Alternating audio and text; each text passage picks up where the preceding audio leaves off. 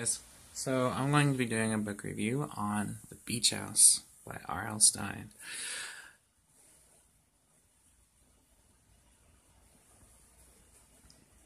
That's not the real review. Real review is The Martian Chronicles by Ray Bradbury. So I have a kind of a history with Bradbury.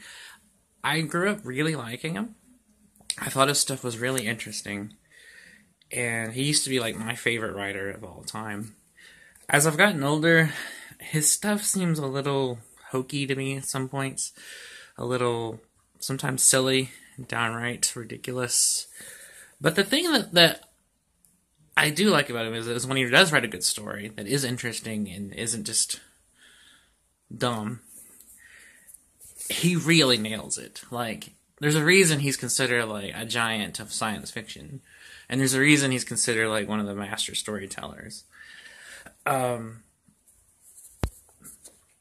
he is. I mean, when he tells a really good story, it's breathtaking. And his writing is what drew me to him in the first place. His very poetic prose. It's very interesting. It's very beautiful. It can be very thought-provoking or melancholy or poignant. So I recommend him just on that basis. And The Martian Chronicles is one of his better books, in my opinion. So what's it about? It's a series of short stories, all connected by a theme of people going to Mars. And it's set in what was then, and even now, some future dates.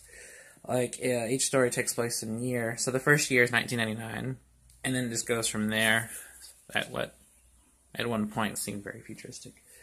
It was published in the 50s, so, but it's more mythology than anything. It's stories based on a theme of identity and the people's desire to expand and go places and settle in, and kind of the interactions they have with the natives of Mars.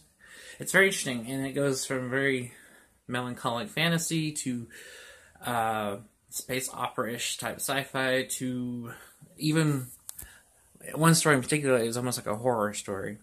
So it's very diverse. Not all the stories in it are that good, but the ones that are definitely worth reading. But I definitely recommend picking up a copy of it, or just checking out the library just for yourself. If you haven't read Bradbury, I think this would be a good introduction to his work. But he's definitely worth reading, even if not everything he's written, in my opinion, is like the best stuff ever. But there's a reason people like him, and he's very influential. So just wanted to, do a recommendation on. As for The Beach House, it's fun.